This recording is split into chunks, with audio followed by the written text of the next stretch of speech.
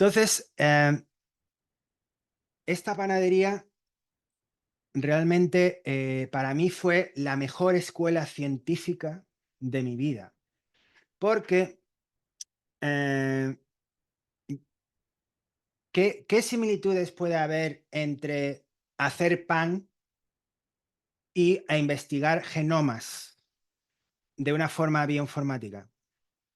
Pues la investigación, esa, digamos, actitud por abrazar la incertidumbre, abrazar el riesgo, abrazar el tirarse a la piscina, sabiendo que a lo mejor te puedes arruinar, a lo mejor no puede funcionar, pues lo viví en los años más formativos de mi vida. Con 11 años, mi padre se empeñó a muerte e invirtió en un negocio que empezó familiar, o sea, mi madre, mi padre, mi hermano, mi hermana. Yo era pequeño, pero yo trabajaba, o sea, sábados y domingos. Yo trabajaba en la panadería haciendo pan a las 4 de la mañana en los hornos, em, todos los días que no estaba en el colegio, incluidos los veranos. O sea, no había vacaciones. O sea, solamente cerrábamos 4 días al año. ¿De acuerdo? Entonces, em, para mí esa fue la mejor escuela para mi carrera científica, porque ahí aprendí el valor del trabajo duro, la ética de la profesionalidad y el hecho de que no es una cuestión, o sea, el éxito no viene por el talento con el que hayas nacido. El éxito viene por el trabajo y el esfuerzo que uno le pone y por la actitud. Y yo ahora, cuando contrato a gente, sí, obviamente tienen que tener una base y un mínimo de conocimiento, pero realmente lo que a mí me atrae es su actitud. Y es una actitud en la cual prima primero la honestidad y la capacidad de poder confiar en esa persona, pero al mismo tiempo su hambre de aprender, su hambre de querer autorrealizarse y la pasión que le echan al conocer. Y yo veía a mi padre dentro de esta mm, supuestamente muy humilde profesión de panadero, que esa panadería empezaba a crecer y luego empezaron a contratar más gente. Cuando mi padre se retiró a los 72 años, él se podría haber retirado a los 60, pero no quiso porque a él le gustaba hacer pan, le gustaba ser el mejor, le gustaba meter, iba a Barcelona o a Italia a comprar los mejores hornos, se empeñaba, o sea, le gustaba invertir en la mejor maquinaria posible, en las últimas tendencias y no le dolía gastarse dinero en invertir y en tener el mejor equipamiento. ¿Y cómo iba yo a no, en aquel momento no tenía dinero? Todos esos valores del afán de superación, de la inversión, del riesgo, de la pasión y de la inversión, eso lo uso y el doctor Guío está de testigo a diario en mi vida. Porque realmente como decía en la presentación anterior, realmente lo que es importante no es el dinero que hagas, sino lo que tú te autorrealizas con ese trabajo en el cual para ti el lunes es el día más feliz de la semana, el martes. Es decir, te levantas con esa, digamos, ilusión que por conseguir, por realizar y por saber de que aunque las circunstancias exteriores nunca o no necesariamente te ayudan, pero tú sabes que al final ese trabajo duro, ese esfuerzo diario paga y lo paga a lo mejor tarda 5, 10 años, 20 años en mi caso en verse, ¿no? Pero toda mi ética profesional como científico viene de esto, no viene del PhD que luego hice, no viene de las carreras. Y yo creo que ese ADN, el ADN del pan, es el que realmente fundamenta toda mi carrera científica, ¿de acuerdo? Entonces, bueno, ya dentro de este gran preámbulo que acabo de hacer, yo pensé, o sea, yo me di cuenta que no quería estar en la panadería porque a mí lo que realmente me interesaba era aprender. Aparte de eso, que yo, la vida de panadero es una vida muy dura. Y yo quería conocer el mundo, yo tenía una gran ansia por aprender y yo pensaba pues que es eso, que haría mi undergraduate, luego haría mi PhD, mi postdoc y me convertiría en un académico, porque yo quería ser un académico, mi gran sueño era que yo iba a ser un catedrático en Harvard, ¿de acuerdo? Eso era, o sea, no hay la ambición, en mi caso, no tiene techo, no tiene límite, no importa que no esté en esos países. Ese iba a ser, esta iba a ser mi gran carrera científica, ¿no? Entonces yo iba a hacer un doctorado, luego postdoc, lo que sea. Pero al final no fue así. Al final, cuando terminé mi carrera de ciencias biomédicas en la Universidad de Navarra, en España, eh, yo probablemente hice la decisión que realmente ha sido la mejor de mi vida, que es meterme en la bioinformática. ¿Por qué? Porque yo veía que en España no tenía futuro como biólogo, no había esas oportunidades que yo pensaba que podría tener. Yo veía gente que había terminado la carrera de ciencias biomédicas y estaban trabajando en un supermercado de cajero. Entonces, yo era el año 2000 cuando terminé mi carrera y yo tenía claro dos cosas, que el futuro era inglés y computación. Entonces, em, estuve dubitativo de a lo mejor lo que tendría que hacer es dejar completamente la biología y hacerme un máster en informática. De hecho, intenté hacer un máster en informática apliqué, pero no conseguí entrar en la Universidad de Chicago para hacer un máster en informática. Pero al final era justo los años en los que se estaba produciendo el genoma humano y encontré que la Universidad de Manchester estaba desarrollando un nuevo máster sobre una nueva disciplina. En aquel momento había 4 universidades en el mundo que hacían bioinformática y una de ellas era la Universidad de Manchester. Y ahí conseguí entrar. Y para mí es empezar con la bioinformática y salir de España fue, desde un punto de vista profesional, la mejor decisión que he hecho en mi vida. Porque ya desde que soy bioinformático, desde que me dedico al análisis de grandes datos de la biomedicina, ha habido una demanda tan bestial y el crecimiento de la producción de datos ha sido tan exponencial que no ha habido para mí marcha atrás, ¿de acuerdo?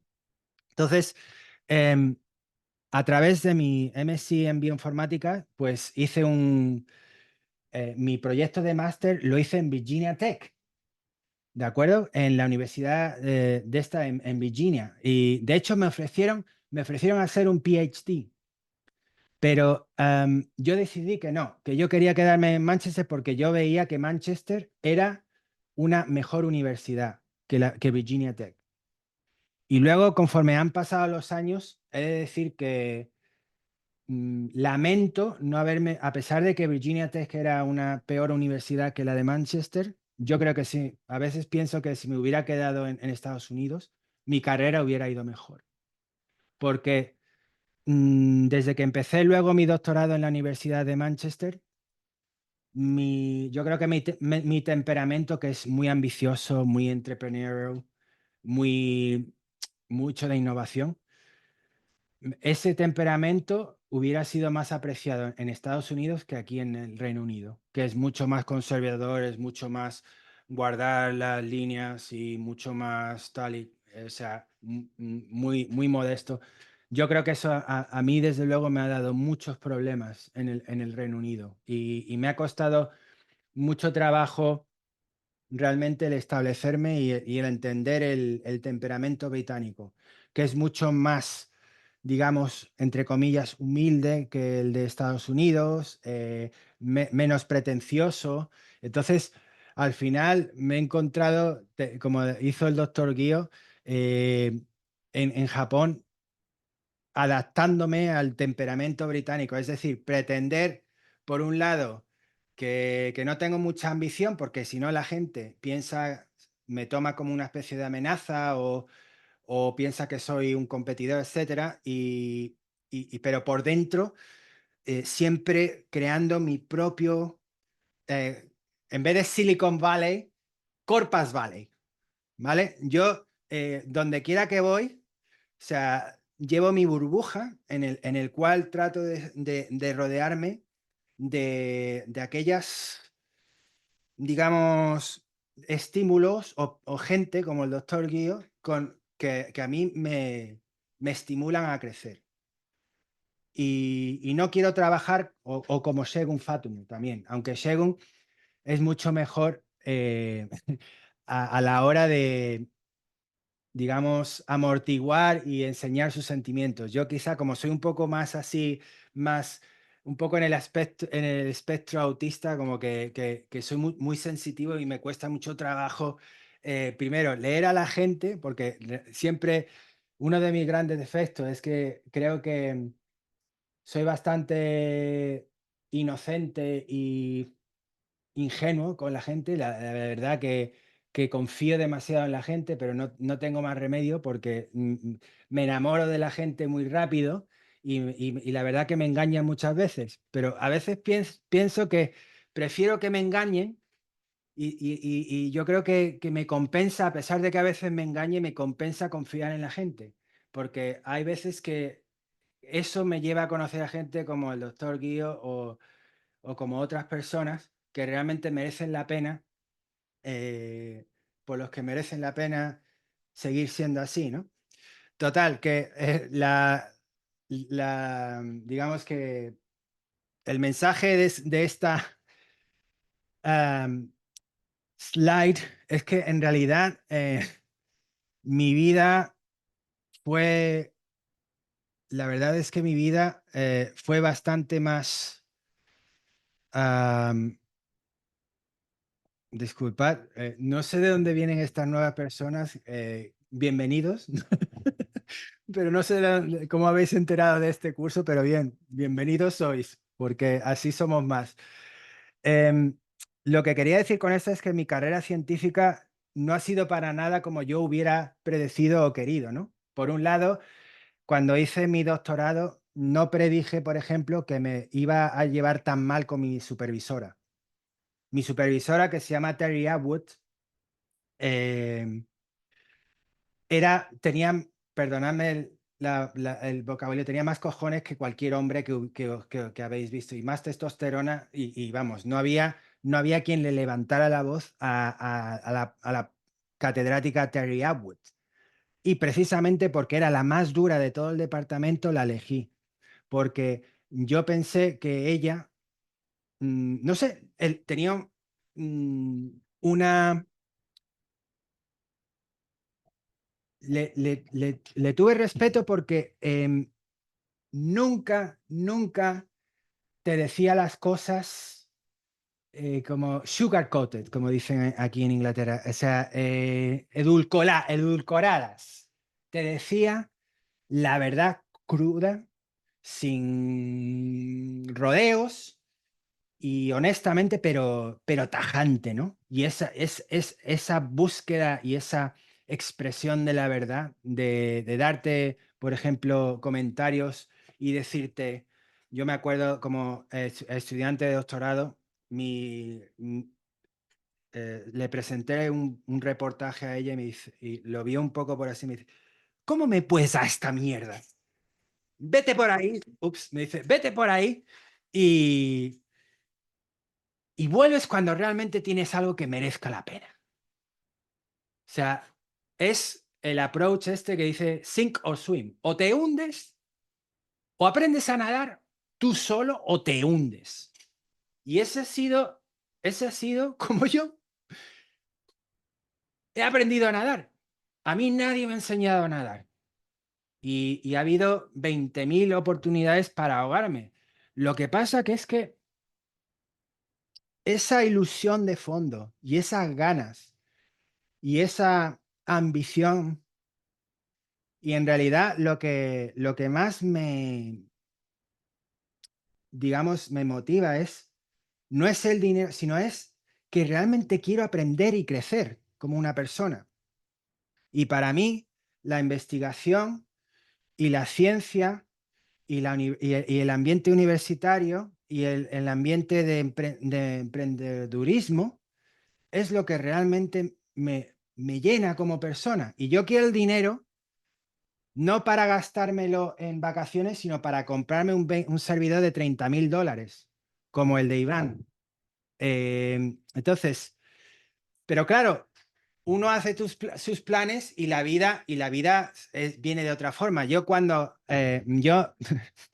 no sé si casarme fue una buena decisión. Yo creo que no fue una buena decisión de mi carrera, pero yo cuando conocí a mi mujer, yo pensé, es que no voy a encontrar una mejor mujer que esta. Y ya me quedé, porque mi objetivo era salir del Reino Unido, irme a Estados Unidos, que era donde realmente me siento comprendido. Yo, o sea, temperamentalmente, como digo, tengo que estar con mi burbuja, que me proteja mis ansias y mis objetivos, mis ambiciones, porque es que, y tengo que camuflar estas ambiciones, que en Estados Unidos estaría bien visto, pienso yo, porque yo he vivido en Estados Unidos y allí la gente pues te echa flores y si eres un emprendedor y si arriesgas y todo eso, pero aquí no, ¿de acuerdo? Entonces, em, pero conocí a mi mujer y digo, pues nada, me quedo aquí porque mi mujer no quiere venir al Reino Unido. Y aparte de eso, ya antes, cuando terminé el doctorado, en el año 2007, con 30 años, tenía 2 hijos, uno de ellos con síndrome de Down, y ahora tú tratas de irte a Estados Unidos con un hijo con discapacidades, mientras que en el Reino Unido el sistema no tienes que pagar nada, le pagaban eh, play therapy, los aparatos del oído, las plantas de los pies. O sea, tú imagínate pagar eso en un sistema privado en Estados Unidos. ¿Quién te lo cubre? Nadie. O sea, entonces, no tenía una excusa o no tenía una razón suficiente para trasplantar a mi familia del Reino Unido a Estados Unidos. Entonces, lo que he dicho, bueno, ya que al menos no es Estados Unidos, pero al menos no es España, es mejor. al menos, al menos en el Reino Unido, quieras que no, esa tradición científica que va desde Isaac Newton, desde el año 1210, en que se fundó la Universidad de Oxford. Cerré la puerta de Estados Unidos, pero tuve la suerte de que me cogieron en Cambridge, en el Sanger Institute, que en aquel momento, en el año 2008, estaba realizando pues el Deciphering Developmental Diseases, que fue el estudio mayor que se ha hecho o que se había hecho en aquel momento, que era imaginaros en el año 2010, ¿eh? En el año 2010 se hicieron 13.000 tríos.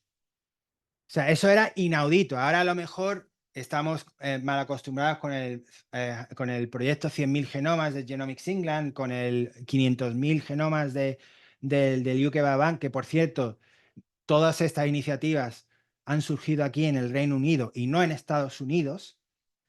Pero aquí los primeros 13, el primer estudio a gran escala de enfermedades genómicas raras se hizo aquí en el Reino Unido.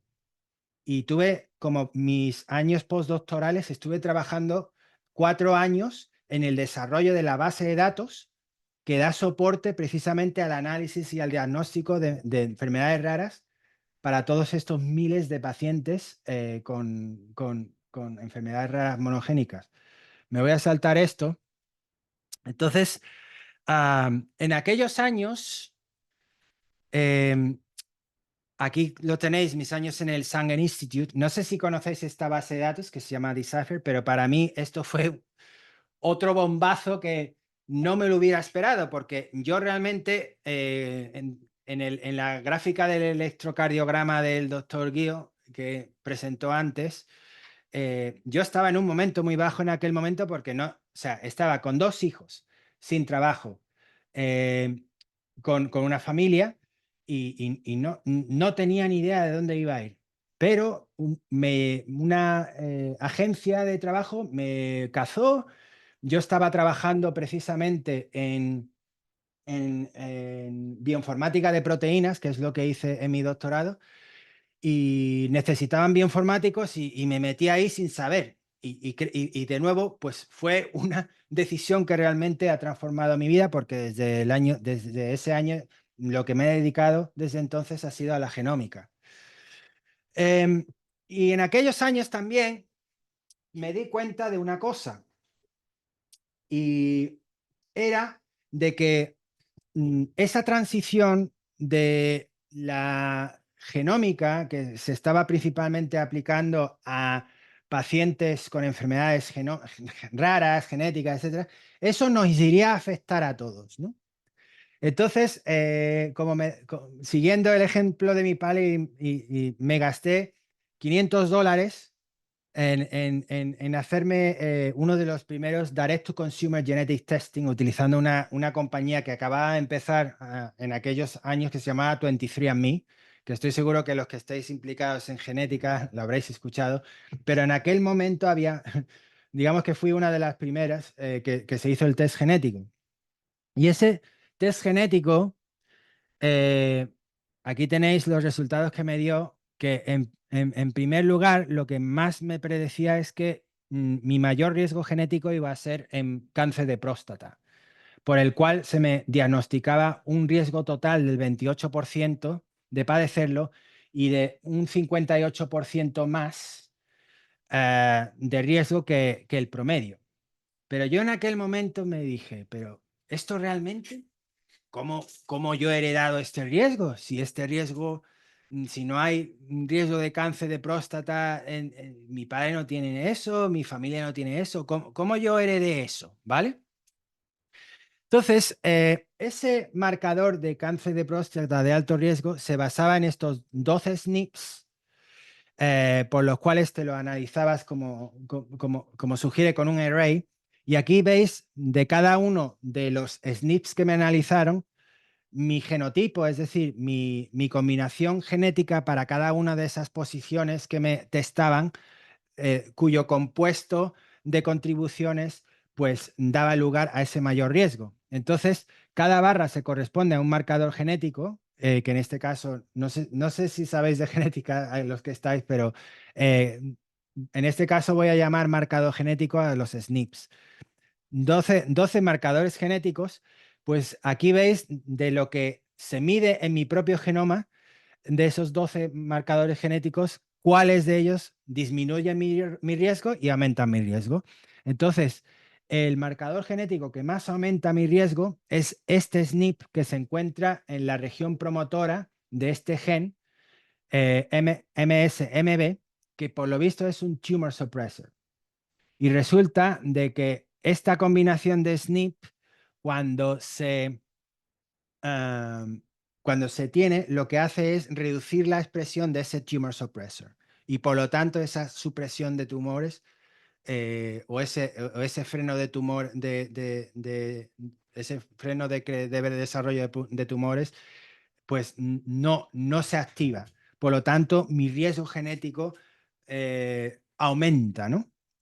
Pero yo pensaba, ¿no sería bueno quizás también analizar mi padre a mi madre? Porque, bueno, quizás así puedo yo saber cómo he heredado esto, ¿no? Entonces, en este caso, de hecho, no había ni siquiera buenas formas de poder visualizar los datos que provenían de 23andMe.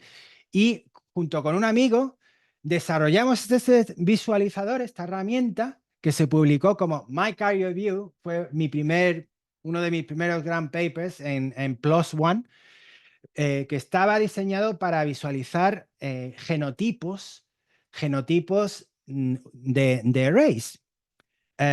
Y para este SNP específico que más contribuye a mi riesgo de próstata, que es este que está aquí, veis que está mi son, en este caso soy yo, mi madre, mom, y mi padre, dad, y luego vemos aquí sus SNPs. En este caso, el genotipo de mi SNP, es decir, las letras o la combinación genética de ese marcador, en este caso, aparece como un TT, es decir, soy homocigoto, para aquellos que sepáis de genética, soy homocigoto de thymine y mis padres son heterocigotos.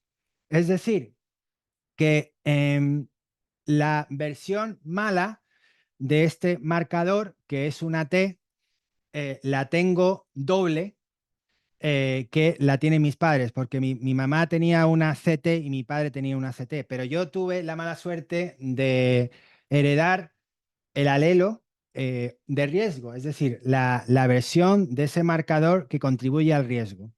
Y eso es lo que hace que mi riesgo aumente, mientras que eso no se observe, por ejemplo, con mi madre ni con mi padre.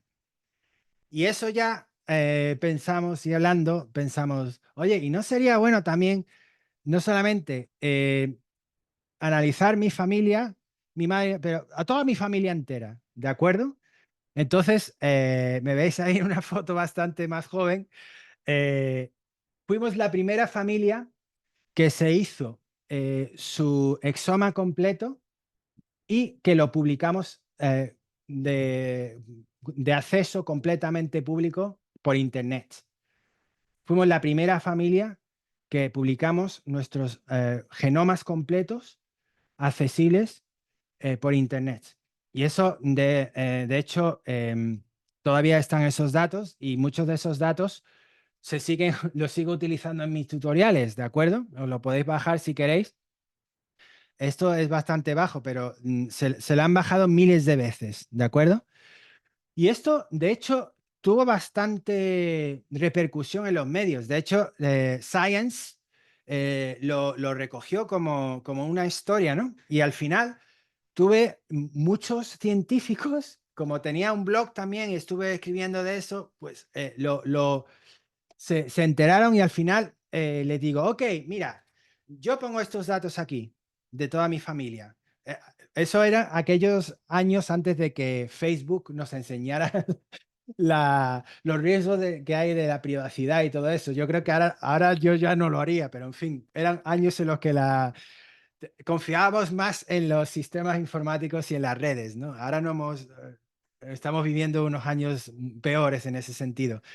Total, que la atracción de estos datos, pues hizo que muchos científicos del mundo, porque en aquel momento no había datos libres de familia, me dijeron, bueno, uy, que esto me va a venir muy bien para desarrollar mi herramienta o como familia, digamos, de objeto, ¿no? Entonces, tenemos aquí a gente, de hecho, Peter Robinson, que es el que ha hecho la Human Phenotype Ontology, aquellos de vosotros que sepáis sobre la genómica, la Human Phenotype Ontology es el vocabulario de fenotipos más utilizado a nivel internacional. O sea, él utilizó mis genomas para enseñar a la gente cómo se analizan los exomas. También tuve muchas otras personas. Tengo aquí a Juan Ming Yang, que es el director del BGI, del Beijing Genomics Institute, que es probablemente la factoría mayor que existe de genomas a nivel mundial. Total, que me daba igual los datos de mi familia ahí puestos fuera. Pero si alguien, yo siempre decía, pero por favor, si encontráis algo, por favor, devolvedme los resultados. Total, que al final conseguí que mucha gente me devolviera resultados e hicimos el primer crowdsource análisis, es decir, mucha gente analizando los mismos datos y poniéndolos juntos, contribuyendo a este paper que salió en BMC Genomics. Pero vamos, esto también atrajo artistas. Por ejemplo, aquí tenéis una representación de la primera manta de... Aquí cada mancha se corresponde a un cromosoma y los colores a cada uno de los SNPs. Este caso es el genoma de mi hermana, que como veis aquí no tiene eh, el cromosoma Y no lo tiene, este es el cromosoma Y, por eso aparece en rojo, pero dio lugar hasta incluso que artistas utilizaran estos datos para inspirarle en su trabajo. De hecho, si alguna vez vais al Museo Textil de Tilsburg en Ámsterdam, veréis la primera manta genómica del mundo que de hecho utiliza los datos de mi hermana para representar los cromosomas y las variaciones genéticas. ¿De acuerdo? Pero claro, yo seguía tratando de los pasos de mis padres, ¿no? Que es, como dicen los americanos, thinking outside of the box. Es decir, pensar fuera de lo establecido, de las casillas de los casilleros, salir fuera del casillero. Y entonces mi tía, que analizamos su genoma primero aquí, eh, falleció en el año 2013 y falleció de melanoma, ¿de acuerdo? Pero lo que no habíamos conseguido melanoma al ser cáncer es una enfermedad genética, no tenía en aquel momento su exoma ni su genoma. Entonces, lo que hicimos es que 4 años después pensé, digo, bueno, mi tío todavía, o sea, su marido todavía vivía, le pregunté, oye, ¿no podríamos tratar, no sería bueno? Y pensé que en aquel momento un proyecto revolucionario sería diagnosticar, a ver si encontrábamos mutaciones genéticas que explicaran la susceptibilidad de mi tía a padecer melanoma 4 años después o años después de que se hubiera producido la defunción. De manera que era como ver si, simplemente por explorar si esto sería posible. Entonces, en aquellos años, lo que hicimos fue, recogimos 36 cabellos, de los cuales conseguimos de los bulbos extraer DNA que se había degradado, pero conseguimos extraer suficiente ADN para poder hacer la secuenciación. Aquí tenéis las fotos que explican pues eso, la purificación del ADN 4 años después de que mi tía hubiera fallecido. ¿De acuerdo? Y esto pues salió de hecho en Genome Web, que es una revista de noticias en San Francisco. Y bueno, aquí tenéis pues toda la revolución de papers que salió, incluso en Science. Esto, no sé, digamos que produjo muchas cuestiones éticas. De hecho, cuando uno de los papers que publiqué sobre las implicaciones de poner los datos de mi familia en el dominio público, el Sanger Institute eh, llegó hasta el director me pidió que no pusiera mi filiación al Sanger Institute. Imaginaos, o sea, yo estaba, digamos, empujando la barrera de lo que era posible, ¿no? Y como siempre, pues iba contracorriente. De hecho, mis ideas, pues las tenía que luchar porque el Sanger Institute era tan conservador que no me dejaría ni siquiera poner mi filiación al Sanger Institute a pesar porque tendrían miedo. Y yo no tengo miedo, porque a mí lo que realmente me gusta es arriesgar. A veces fallas, pero es la única forma de poder ganar. Si no arriesgas, no ganas. Entonces, mi momento definitorio número 3, yo diría que es este, que pasó precisamente totalmente aleatoriamente, ¿no?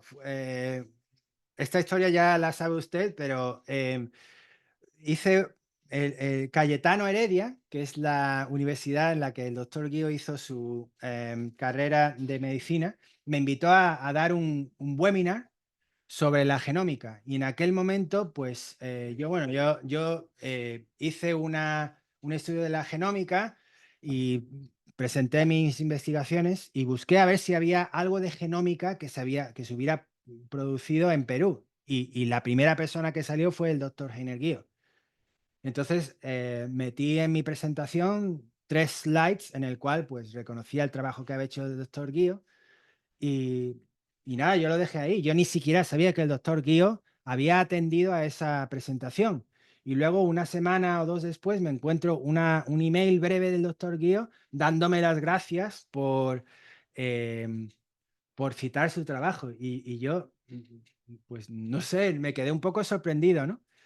Es una de las cosas en las que realmente me encuentro como si fuéramos almas gemelas, ¿no? Es ese sentimiento de agradecimiento que yo vi en aquel momento. Agradecimiento, ¿por qué? Si yo realmente lo único que estoy haciendo es eh, decir la verdad, usted realmente se merece eso, ¿no? Entonces, mm, el no ser, esto es una de las lecciones, ¿no? El no ser tacaño con el reconocimiento de los méritos de otro, que en este caso el doctor precisamente es lo que hizo, darme, o sea, el agradecerme algo que realmente él se merecía. Él no tenía que haberme agradecido nada, pero él me dio las gracias y eso, eh, a partir de ahí empezamos a hablar y, y se ha creado pues no solamente una relación de... em, no solamente una relación de colegas científicos, es que el doctor Guido y yo estamos creando empresas juntos. Es decir, o sea, invirtiendo nuestros propios fondos, nuestras propias... o sea, yo digo que cuando, cuando te juegas dinero en alguien y confías en ese alguien, yo creo que eso ya es más que amigos. ¿Eh? O sea, el doctor Guío se ha gastado dinero en mí, yo me he gastado, no tanto como él en mí, porque no, pero nos gastamos nuestro dinero en nuestros proyectos y arriesgamos juntos. Y, y qué sensación tan maravillosa es poder tener a un compañero de viaje con el cual estás compartiendo estas aventuras y estos riesgos. Porque una aventura no necesariamente tiene que ser irse a conquistar o yo qué sé, pero es eso compartir los riesgos por creer en una visión compartida. No creo que haya cosas que en mi vida me hayan dado tanta satisfacción como eso, ¿no? Porque el compartir esa incertidumbre con una persona que sabes en la que confías que no te va a decepcionar, eh, te da alas, te permite aspirar mucho más, porque ya no te encuentras solo, ya te encuentras en una situación en la que el compartir ese riesgo te permite incluso llegar más alto, ¿no? Entonces, para mí, me estoy saltando muchas cosas, pero lo que realmente me motiva como parte de la investigación genómica, genética, y lo que siempre me ha compartido, lo que más me ha, digamos, motivado a realizar lo que hago, es precisamente pensar en los vulnerables. Porque yo también, a pesar de esta fachada que veis de hombre blanco europeo, yo siempre me he sentido muy vulnerable en muchos sentidos, ¿no? Porque he sido una persona que nunca ha, como decía Steve Jobs, soy un square peg in a rounded hole, es decir, que nunca he encajado en los sitios, porque siempre por mi propio carácter, como que de hecho no lo he dicho, pero la gente pues muchas veces me hacía bullying, nunca he encajado, ¿no? Socialmente Y por eso como que tengo una alta sensibilidad por aquellos que son vulnerables, por aquellos que no conocen, por aquellos que están olvidados, por aquellos que no tienen voces. Y siempre he sabido de que esto del genoma, porque todos tenemos el mismo genoma, no es solamente una cuestión ni para los ricos, ni para los que viven en Europa, ni para los que viven en Estados Unidos, ni para los que se pueden costear, sino que no se puede concebir una medicina de precisión si no es una medicina en la que beneficia a todos. Y uno de mis grandes mensajes desde hace ya una década por lo menos, que es el tiempo que llevo trabajando en esto, es que eh, no podemos tener una ciencia en la que, una ciencia biomédica en la que te encuentres con grupos que están excluidos. Excluidos o bien porque simplemente los que están haciendo esas investigaciones no los conocen por ignorancia o porque los que toman las decisiones no tienen en cuenta ni escuchan ni involucran a aquellos que se supone que están tratando de representar, porque no, mm, muchas veces, sobre todo a la parte de análisis o cuando haces investigaciones, muchas veces te encuentras con los pacientes que son pues una línea en una hoja de Excel. Y otro de mis mensajes es que cada una de esas filas en Excel tiene una cara humana detrás. Entonces, eh, el darle esa humanidad, esa cara humana a los datos tan fríos, tan calculadores, que es con lo que nosotros científicos trabajamos día a día, es el mejor profesor para poder abrirte la conciencia sobre lo que estás haciendo y realmente, en vez de tú imponer lo que tú piensas que ellos necesitan, realmente es tener la humildad de poder verlo a su propio nivel, ¿no? Entonces, eh, no hay nada más didáctico que el poder hablar con aquellos, con los pacientes, con las poblaciones, con aquellas personas que realmente estás investigando, ponerle una cara, entender lo que realmente a ellos les importa, porque no necesariamente lo que nosotros pensamos en Europa o en otros sitios es lo que ellos realmente necesitan. Entonces, eso ha sido para mí una de mis grandes batallas, ¿no? Aquí vemos pues la gran brecha que existe en que en el año 2016 todos los análisis de genoma completo para la caracterización de contribuciones genéticas a enfermedades comunes como el asma, la, el Alzheimer's o la diabetes, problemas cardiovasculares que tienen una gran base genética, pues todos esos conocimientos se basan principalmente en datos que no representa a la gran mayoría del mundo. Ese laboratorio natural que existe en Perú está totalmente ignorado en los datos de referencia que se utilizan a día de hoy para hacer diagnósticos y terapias.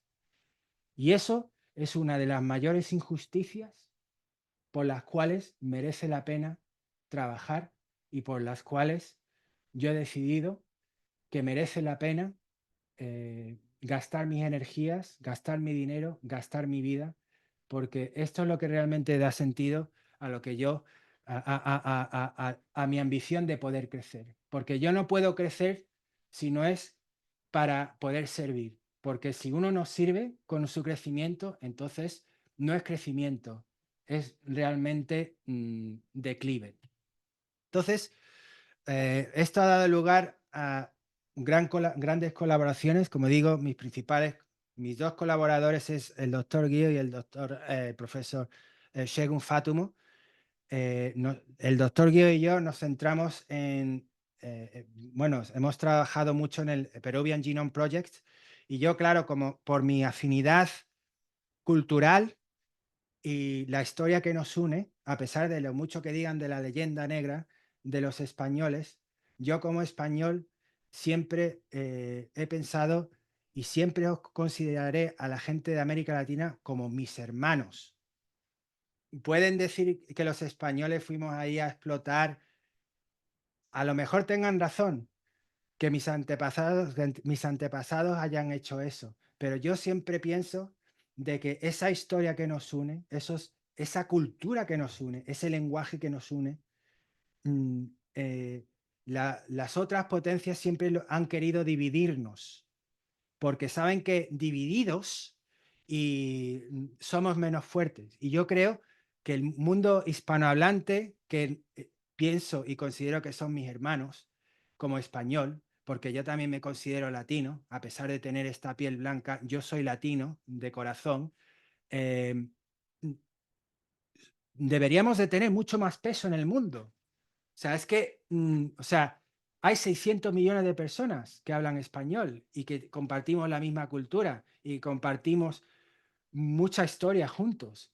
Y siempre hemos estado divididos cada uno por un sitio, por otro lado. Entonces, eso es también otra de las partes que me motiva, porque mi colega Shegun Fatumo, él ha estado trabajando mucho en África.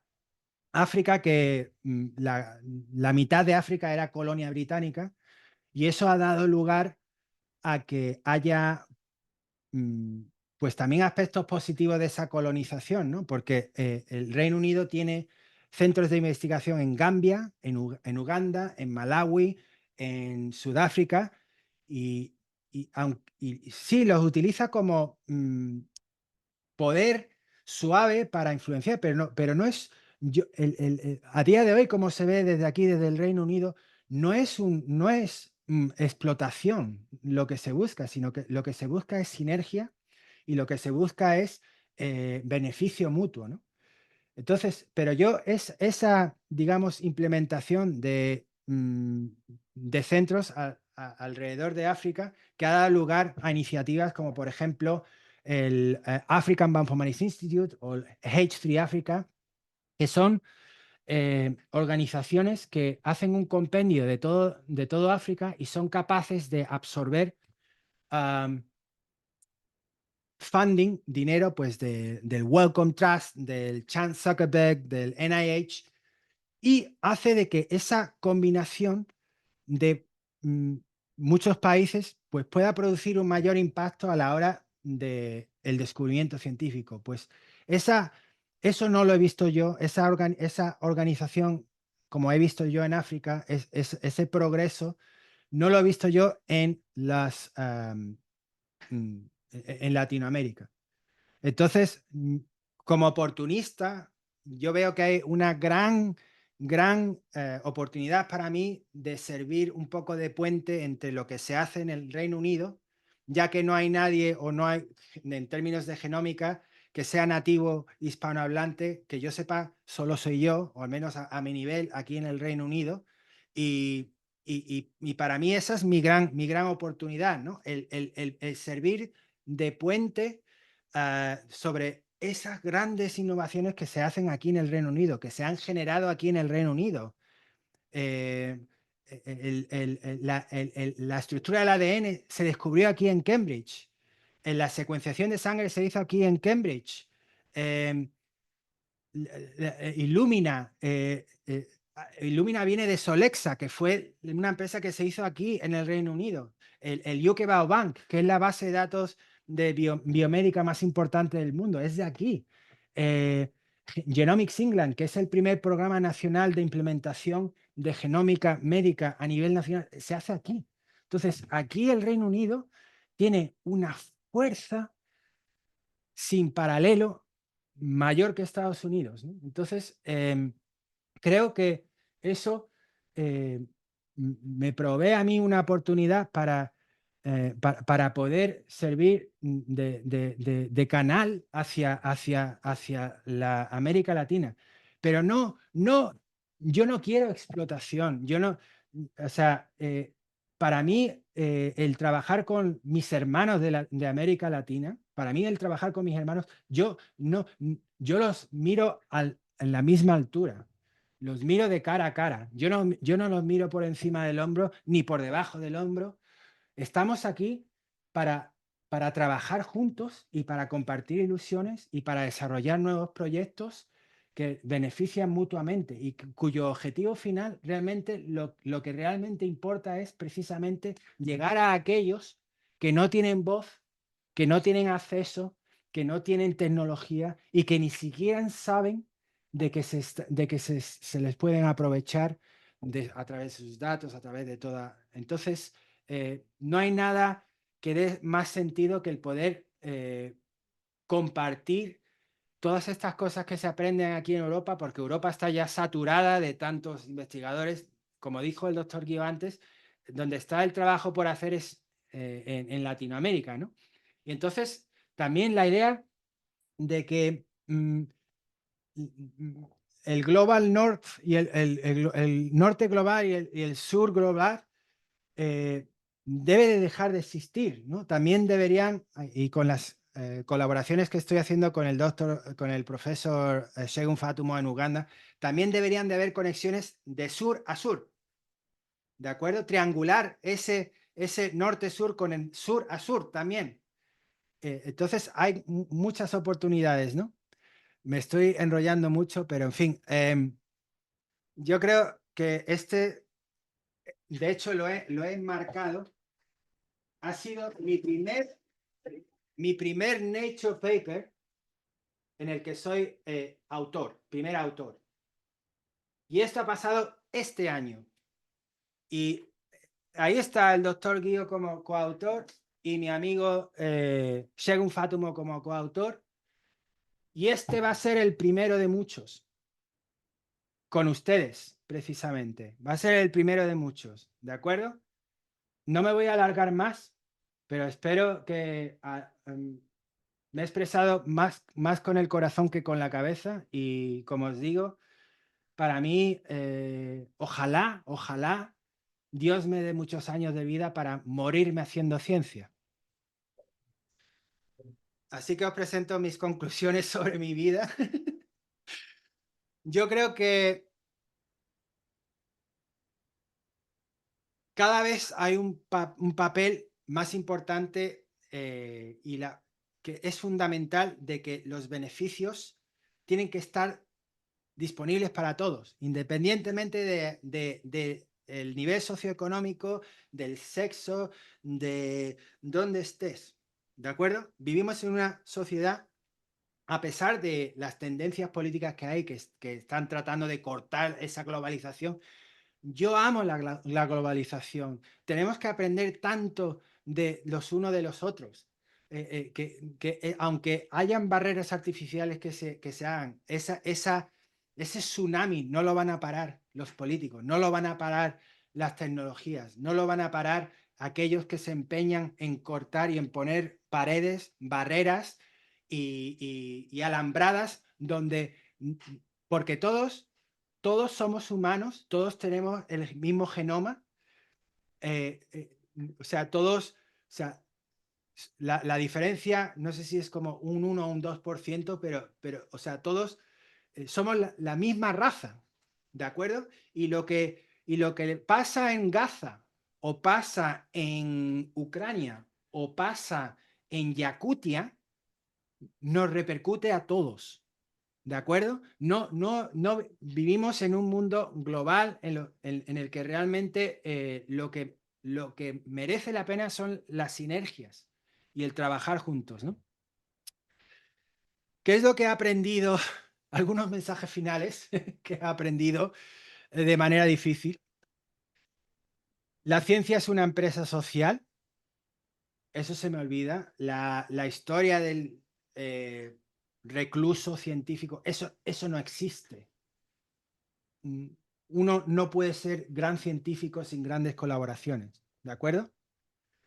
La otra cosa también es que uno realmente debe de enamorarse de la ciencia para poder resistir las abatidas que uno recibe con los años, con las circunstancias, con la vida misma, ¿no?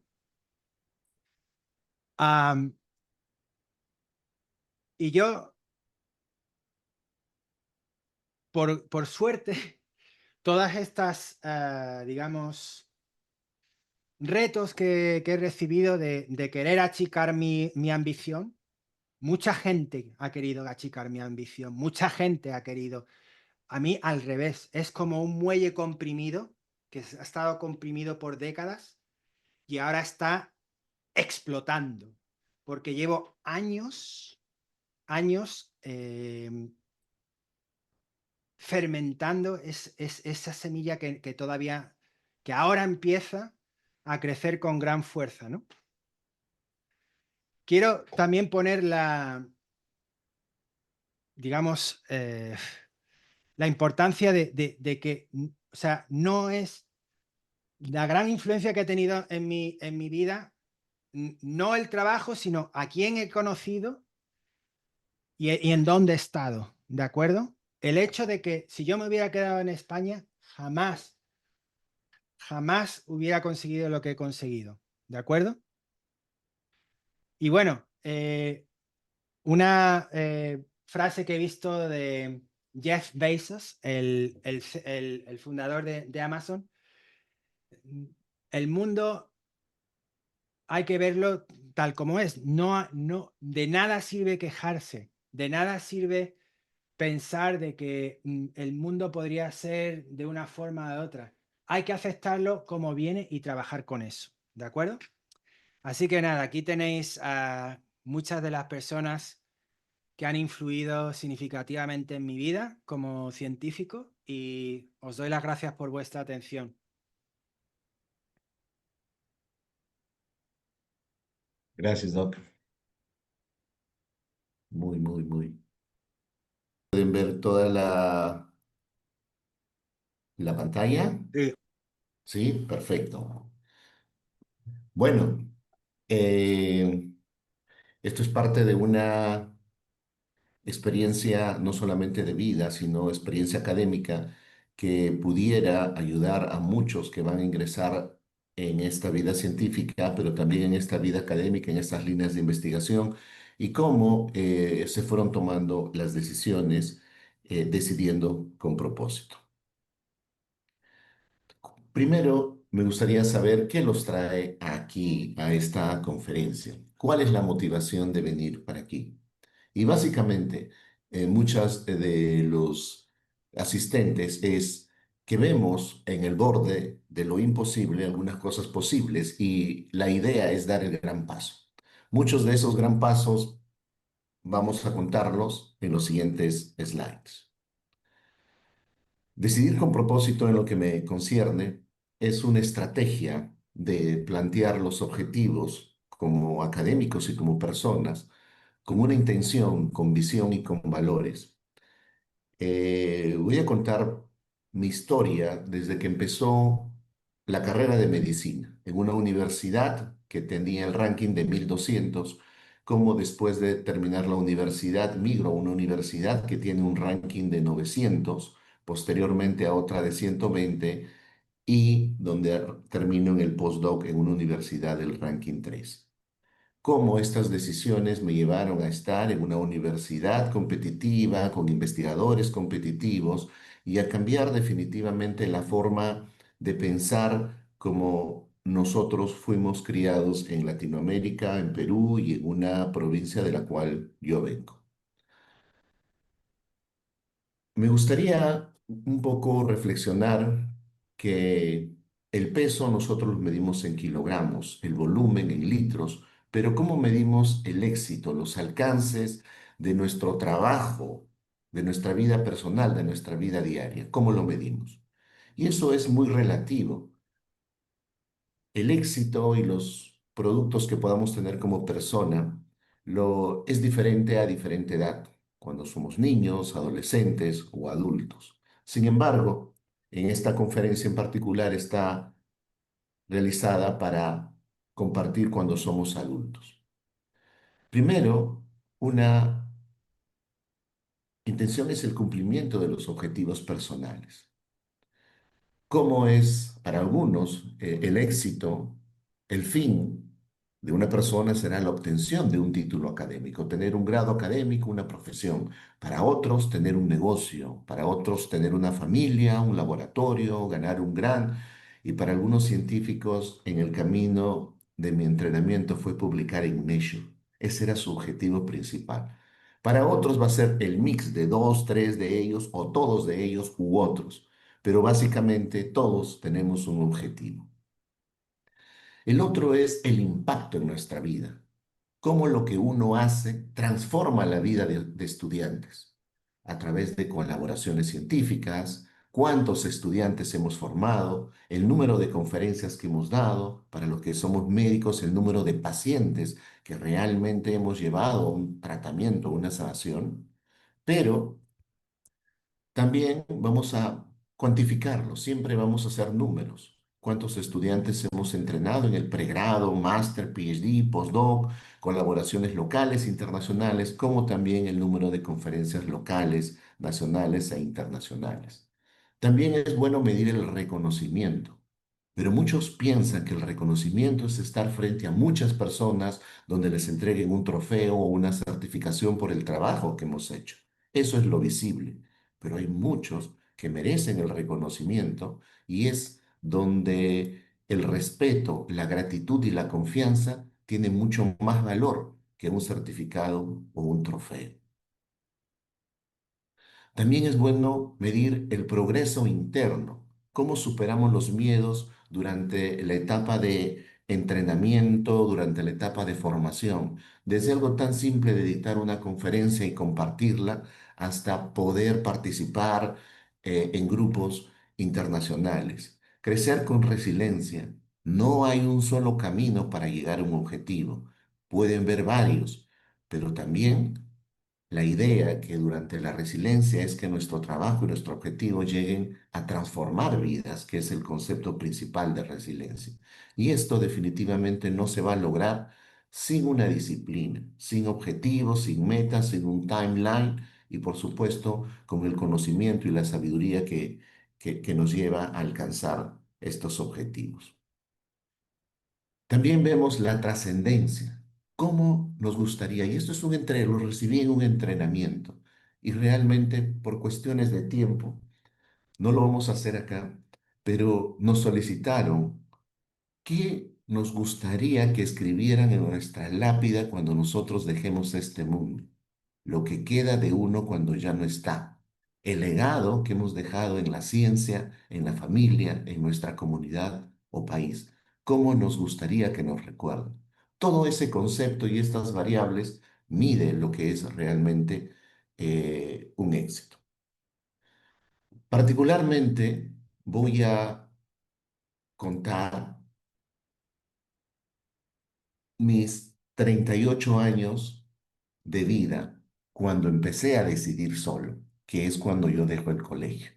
En realidad, antes de decidir, creo que para todos, antes de dejar la escuela, nuestros padres son los que toman o nos ayudan a tomar las decisiones. Pero después de dejar el colegio, creo que ya somos dueños y responsables de nuestras decisiones. Y esto para mí empieza en 1987.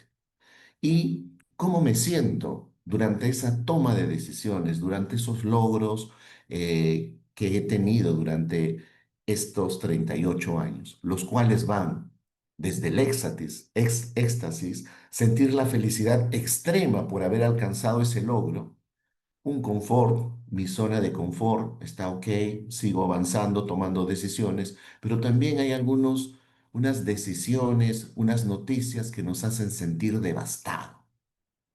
Muy triste, para algunos es relativo. Esto es lo que voy a contar en el transcurso de los siguientes slides, cómo realmente el estado de ánimo por toma de decisiones académicas y personales varía en la vida en este caso, de Heiner Guy.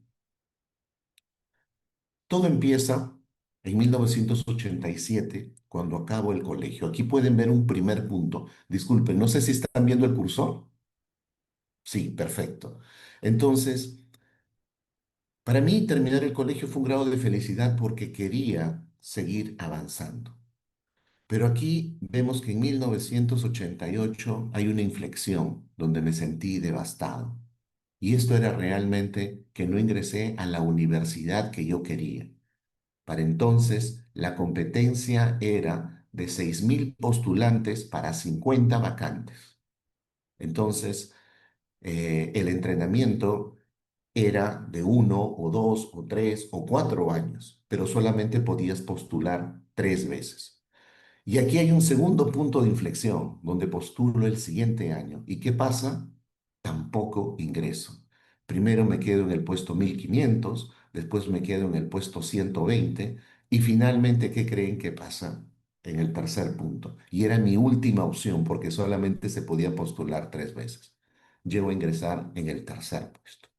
Y finalmente era mi estado de felicidad máxima. Quería ponerme el nombre de la universidad en el suéter, en la gorra, en el polo, en todo sitio, ¿no? Es la inmadurez que uno tiene cuando en ese momento quiere alcanzar un logro. Era el de la Universidad Cayetano Heredia. Para entonces no sabía, actualmente está en el puesto 1200, pero para mí era la mejor universidad.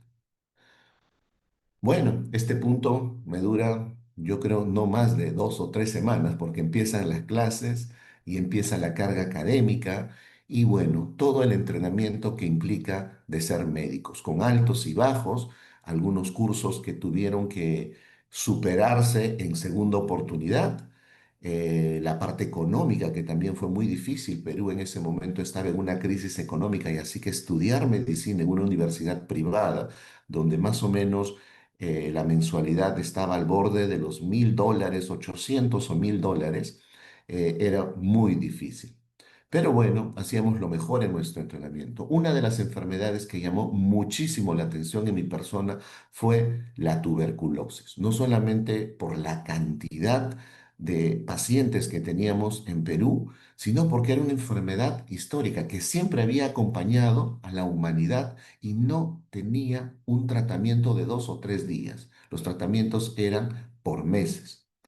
Lo otro que me llamó muchísimo la atención es que cómo una misma enfermedad podría ser tratada a nivel del mar, en altitud geográfica, con los mismos parámetros que han sido descubiertos. Pero muchos de esos parámetros habían sido descubiertos a nivel del mar. Y uno de ellos era el asma. Así que me fui a investigar a comunidades altoandinas si las causas del asma eran las mismas que a nivel del mar. Y bueno, mucha sintomatología era por el proceso de adaptación a altura y a la hipoxia y estaba siendo mal interpretada como asma en algunos niños. Y esto fue mi tesis con la cual termino la universidad. Hasta aquí, cuando acabo la universidad, ya se vienen muchas preguntas. ¿Qué hacer? ¿Dónde hacer?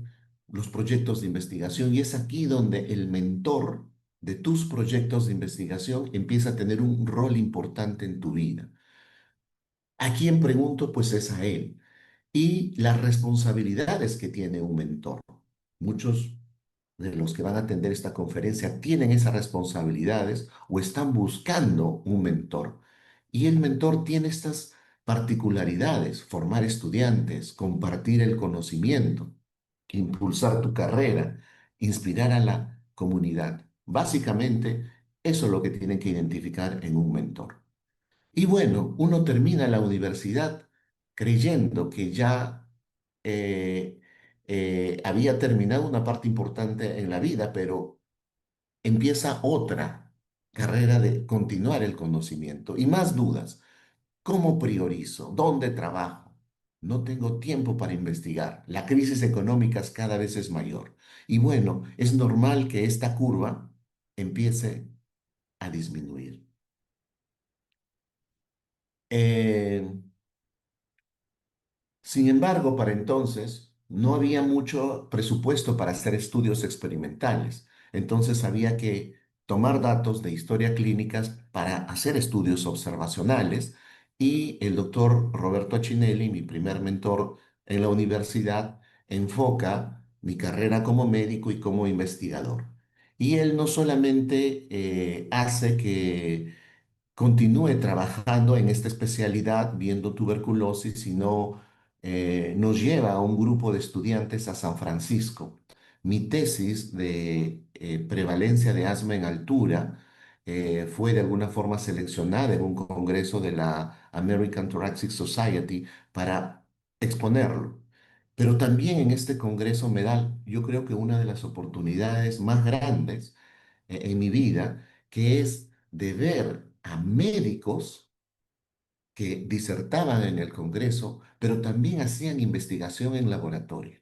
Eso no se veía en Perú. O estabas en el laboratorio o eras clínico. Y eso llamó muchísimo la atención porque me gustaba saber qué había más allá de una fiebre, de una tos, de una sudoración. ¿Qué estaba pasando biológicamente?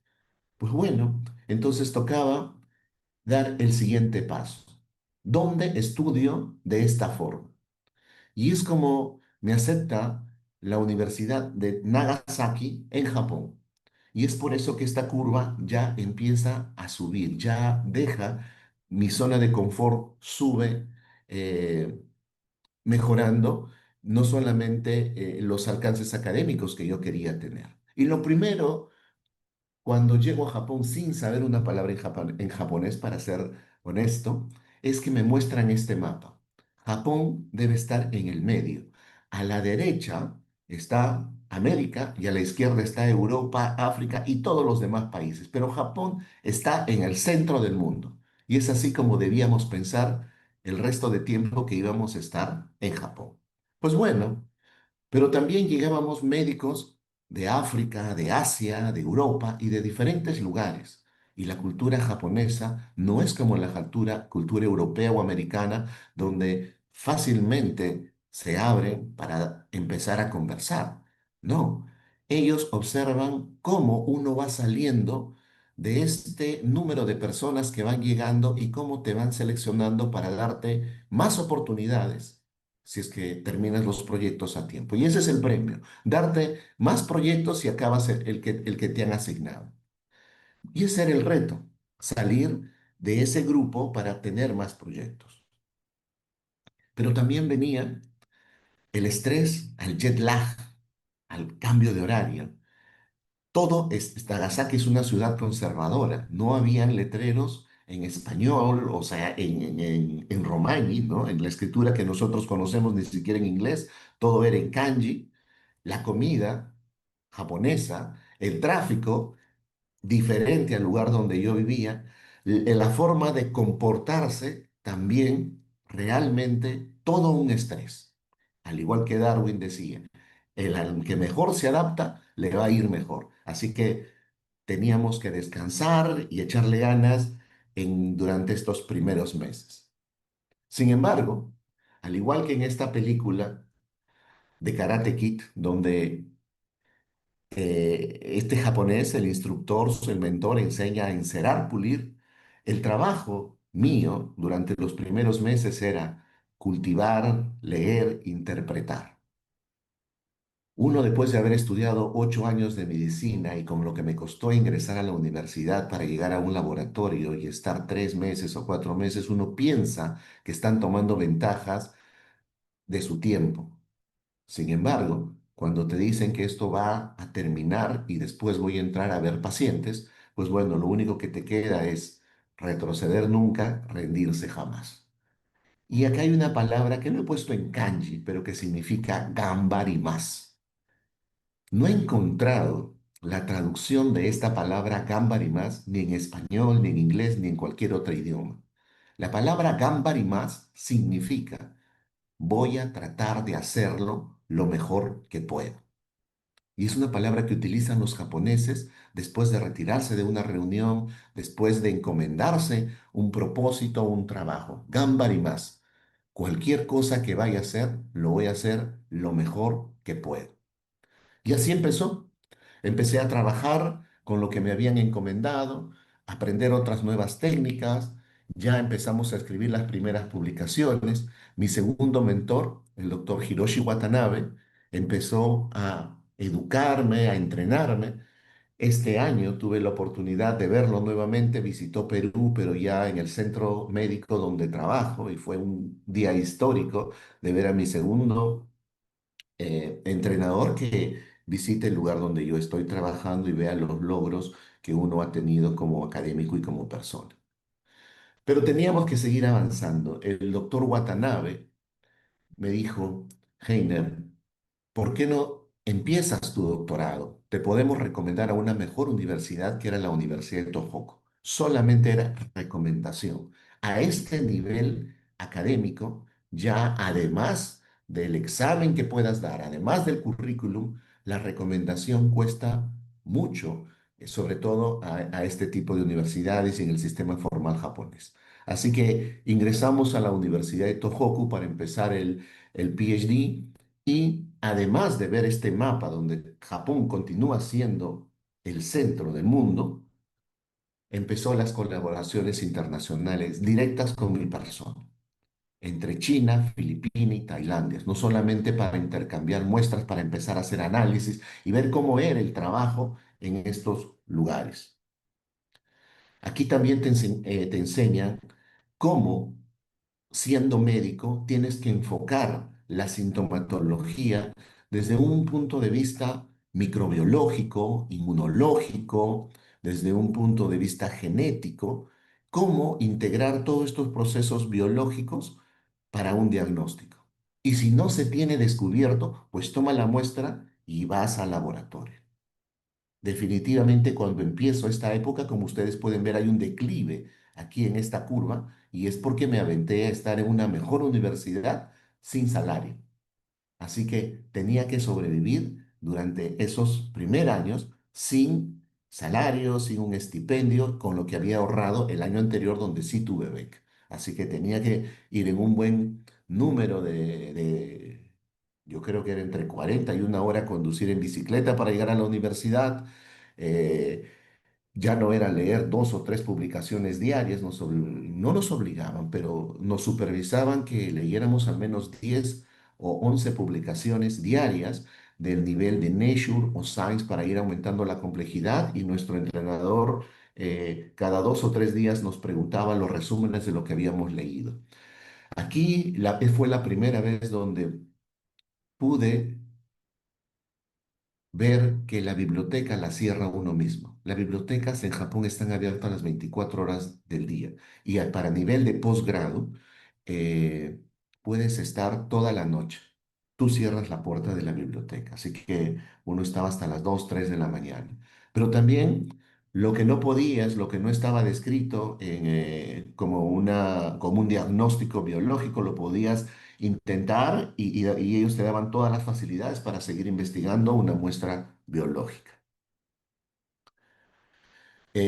También me dieron la oportunidad de implementar y de mejorar un sistema de transporte de fluidos biológicos para después aislar el DNA. Ahora esto se usa en todos los países, pero cuando nosotros lo empezamos a mejorar con la empresa Wharton, las FDA Cars, hicimos en complejos como lo que es Mycobacterium tuberculosis, porque deberían llegar de diferentes lugares remotos al laboratorio central y esta tarjeta pueda tener la cantidad de ADN suficiente para hacer los diagnósticos.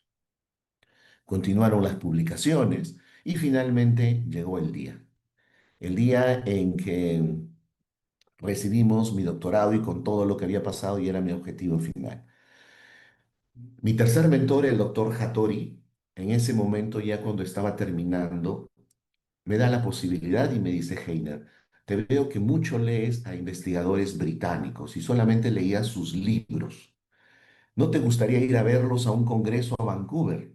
Por supuesto, le dije. Ok, prepara un póster y viaja para allá. Así que fui para allá, a Vancouver, una semana muy intensa en farmacología, clínica, inmunología, de tuberculosis, y el día que iban a exponer estos investigadores, estaba tan cansado que dije voy a hacer una siesta a la 1 de la tarde. ¿Y qué creen que pasó? Me quedé dormido. No pude atender esa conferencia de las personas que yo había idealizado y los perdí. Regresé a Japón, mi profesor emocionado, ¿qué tal? ¿Tienes fotos? ¿Los viste? ¿No los viste? Y le conté y él, bueno, como todo mentor, muy decepcionado. Pero ¿qué es lo que pasa? Pasa de que Semanas después me llegan las invitaciones para postular a un postdoc en el Imperial College London. Y finalmente, después de semanas de postulación, logro ingresar al Imperial College London, a una universidad donde ya me permitía hacer colaboraciones con 7 países desde Londres y finalmente trabajar con esos investigadores donde yo me había quedado dormido. Y trabajé con ellos 3 años, discutiendo proyectos en el avión, en la playa, en los aeropuertos. Todo lugar era un lugar para discutir proyectos de investigación. Yo hasta ese momento creía que ellos lo sabían todo, pero era admirable escucharlos también cuando me decían, Heiner, no lo sé. Yo decía, ¿qué? Si él lo puede saber todo. No lo sé. Escribe un proyecto y lo haces. Resuélvelo tú. Wow, y eso me daba carta abierta para seguir investigando. Y ese fue Robert Wilkinson y Douglas Young. Y con ellos empecé a hacer a estudiar más la tuberculosis. Me metía más a la parte microbiológica, inmunológica, molecular de la tuberculosis, pero no a la tuberculosis que nosotros conocemos del paciente que tose y contagia a otros, que es la tuberculosis activa, sino a la tuberculosis latente, aquella tuberculosis donde la bacteria está, se protege en un granuloma en el pulmón porque las condiciones de oxígeno son mínimas, los nutrientes son mínimos, el pH es mínimo y la proliferación es mínima, está en su estadio latente. Y no se podía diagnosticar porque no teníamos los antígenos que expresaba la Mycobacteria tuberculosis en esas condiciones. Sí teníamos los antígenos en la bacteria que expresaba los antígenos en las condiciones de una tuberculosis activa, como son una mejor oxígeno, mejor nutrientes y mejor proliferación. Pero a mí me interesaba la tuberculosis latente. Entonces, ¿qué se hizo? Pues es someter a la bacteria a condiciones de hipoxia. ¿Y qué es lo que vimos? Que a medida que aumentaba la hipoxia en estas bacterias, se iba expresando unos antígenos diferentes que nunca antes los habíamos visto, que está aquí en las barras rojas. Entonces seleccionamos esos antígenos que se expresaban en condiciones de hipoxia y los pudimos eh, y los pudimos testear en población de tuberculosis latente, la barra azul, y población con tuberculosis activa, barra roja. Y wow, vimos que en algunas poblaciones ya había diferencia, o sea, podríamos diagnosticar tuberculosis latente, la cual nunca antes se había hecho. Y así pudimos ya entrar a poblaciones más grandes como es México, seleccionar todos estos antígenos que hasta el momento se desconocían y ya no evaluar una sola citoquina, que era la de interferón gamma, sino evaluar otras 36 citoquinas. Y así pudimos descubrir los mejores antígenos para detección de tuberculosis latente y por supuesto las mejores citoquinas. No voy a entrar a detalles ya que esto no es una conferencia que se va a ello. Pero lo cierto es de que se encontró, gracias a la perseverancia y a la colaboración de muchos países y a diferentes grados de población, esto. Sin embargo, se encontró diferencias entre población americana y población sudafricana y la única respuesta era genética. Ya en ese momento empezaba a preguntarme, ¿qué tendrán los mexicanos y los africanos que los hace más susceptibles o más resistentes a este tipo de tuberculosis? Identificar nuevos marcadores de diagnóstico y diferenciar en el diagnóstico de tuberculosis activa y latente fue uno de los más amplios. Y finalmente terminaba el postdoctorado. Tenía a Robert Wilkinson y a Douglas Young. Ya finalizaste tu postdoc, ¿cuál es el siguiente paso? Pues bueno, de una parte Robert Wilkinson me consiguió una posición en Estados Unidos, Nueva Jersey, agradezco muchísimo porque conseguir una posición en Estados Unidos para entonces, sin embargo, iba a entrar a la clínica y iba a dejar casi la investigación. Y Douglas me dice, Heiner, toma un curso donde te van a orientar mejor para que puedas, todo lo que has logrado, lo puedas seguir canalizando y, en tus decisiones. Así que tomo ese curso que se llamaba You Already Finished Your Postdoc, What's the Next Step? Y ahí, después de una semana o 2 semanas de entrenamiento, yo pensaba que me iban a decir, ok, Doc, usted tiene todas las licencias para irse a Estados Unidos y todo el currículum, vaya a Estados Unidos. Y no, me dijeron, vaya y regrese a Perú.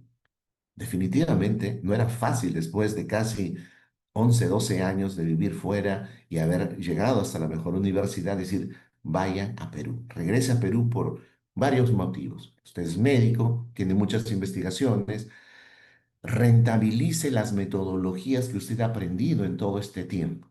Y hay muchas cosas por hacer en Perú y en Latinoamérica. Pues bueno, así que decidí escuchar a estas personas que realmente eran coaches de un alto nivel y regresé a Perú. Y aquí el sector público me hace una oferta para regresar a Perú. Y pues bueno, regreso a Perú y ¿qué creen que me lleva a llegar a otro punto de éxtasis? Yo no, ya había tenido mi ingresado a la universidad, ya tenía mi salida a Japón, ya tenía mi postdoc, pues había un punto que me hacía más feliz y fue el nacimiento de mis hijos. Realmente es un sentimiento que supera los logros académicos para mi persona. ¿Ok? Pero miren, después hay una caída enorme, algo que no había experimentado nunca. Creo que se comparaba como haber no ingresado a la universidad después de tanto tiempo de haber emprendido académicamente. ¿Y qué era? Era que no tenía un contrato. Se atrevieron a invitarme, a darme toda esa seguridad, pero no tenía un contrato. Así que como 6, 7, 8 meses la pasé muy difícil. Mi esposa enfermó de cáncer de mama y todo eso hizo que pensara si valió la pena regresar al Perú. Pues bueno, había que empezar a emprender otras cosas, empezar a hacer proyectos, finalmente salió el contrato y empezar a trabajar y ver al Perú como un laboratorio natural. Tenía muchísima información que no conocíamos en bases de datos donde había estado, así que esa información había que, a través de proyectos de investigación, generarlas.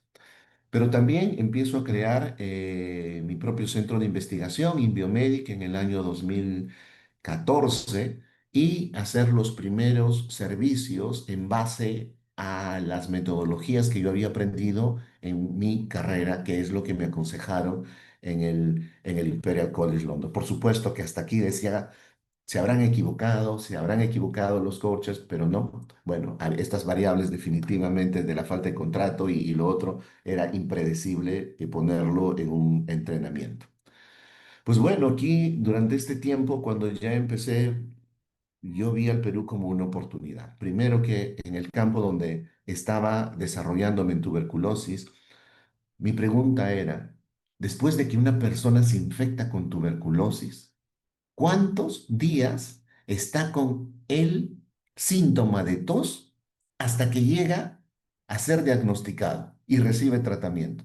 Y empezamos a investigar y es 56 días que el paciente está tosiendo, infectando a otros en el servicio público, en los restaurantes, en la calle, en el cinema, en todo sitio está contaminando. Y eso es 56 días que el promedio.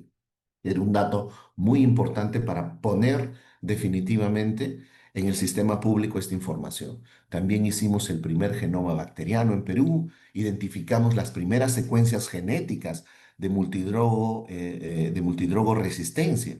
Todos los test que venían del extranjero tenían las secuencias de cepas africanas, europeas, americanas, pero no de Perú. Entonces lo que estábamos haciendo, muchos falsos negativos. Así que estas secuencias que encontramos ya ahora forman parte de estos nuevos métodos que vienen a Perú.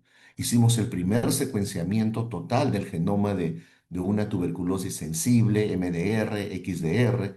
Fortalecimos el currículum, no solamente de la institución, del Instituto Nacional de Salud, sino también de los investigadores para que haya la cultura de postulación de grants y ellos ya sean los investigadores principales.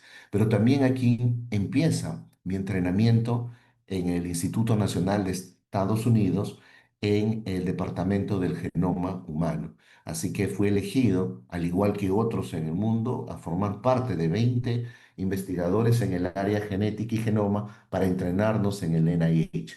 Y es aquí donde empieza mi entrenamiento en el NIH, en esta época increíble llegar a un lugar donde había decenas de secuenciadores, entrenarse en Hopkins, en otros hospitales más especializados y cómo esta parte de genética y genómica iba a transformar el sistema público y también liderado por los investigadores, por Francis Collins, no solamente el entrenamiento, sino el enfoque que teníamos que dar en nuestra carrera. Y bueno, es así como se plantea el proyecto de Genoma del Peruano en comunidades nativas y mestizas. Y para hacerlo bien sucinto, conseguimos los primeros 150 genomas, los 800 microarrays, visitamos estas comunidades nativas, empezamos a tener relaciones con ellas, académicas y crear la confianza. Desde 2000 al 2019 empezamos a generar varias publicaciones que no lo había tenido ni siquiera en el postdoctorado, ya que la originalidad era tan alta que nos permitía publicar. Y es así como que desde Perú contribuimos a la base de datos del genoma humano para mejorar el diagnóstico genético en la población peruana y latinoamericana. Y finalmente terminamos esta parte en el sector público y empezamos el reto del sector privado. Ya Inbiomedic tenía su primer local, estábamos en este edificio en el primer y segundo nivel para hacer nuestro propio laboratorio.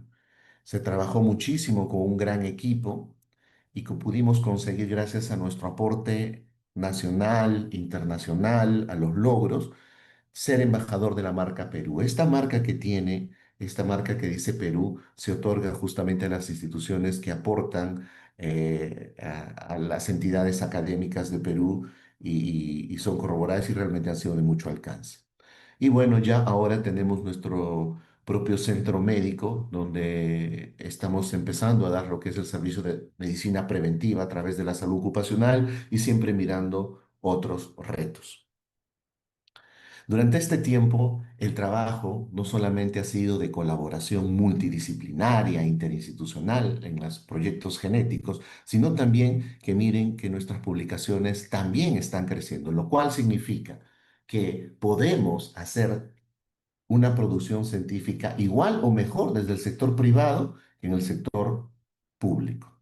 También empezamos el reto de ser lo que es farmacogenética y entender los estudios de adaptación de los que viven en altura frente a los que viven a nivel del mar, hipótesis y preguntas de investigación que me habían surgido cuando terminé la universidad y hice mis primeros estudios. Ya esos estudios los estoy haciendo ahora para entender a nivel molecular y genético. También nuestros proyectos tienen mucho impacto social. Vamos a estas comunidades no solamente a través de los proyectos, sino brindamos atenciones médicas y tratar de alguna forma de los métodos como por ejemplo la extracción de ADN que cuesta 4 o 5 veces más, ahora generar estos métodos de extracción que cuestan la quinta parte en Perú, se puede transportar a, a temperatura de ambiente y es más fácil de extracción el ADN tanto en cantidad y calidad. Y eso vamos a probarlos en comunidades remotas en los próximos meses.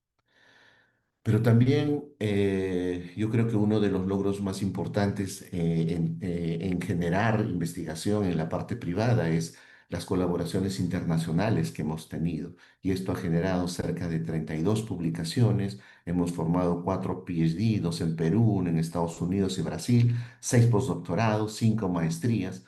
Hemos generado 2 laboratorios adicionales al que tenemos, uno ubicado a 3.000 metros de altura y un laboratorio móvil para extraer ADN antiguo, ya que muchas variantes genéticas que hemos encontrado no sabemos si se originaron aquí en Perú o llegaron con los primeros migrantes hace 12.000 años. Y la única forma de investigar es a través del ADN antiguo.